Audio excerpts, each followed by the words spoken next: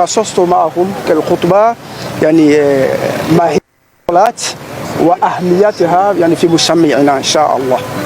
بالنسبة للاعبين المنتخب الوطني كيف رأيتهم متحمسين يعني للجمهور؟ بالنسبة للاعبين المنتخب الوطني كيف رأيتهم متحمسين يعني للجمهور؟ يا استغفر الله يا ربي. لا إله إلا الله. ولك حذايا كوني قاتلك غير بالبوس، على بالك والله العظيم صدقني كوني قاتلك غير بالبوس، ماشي بالسقلة ولا بالكتبيات ولا نقتلك غير بالبوس.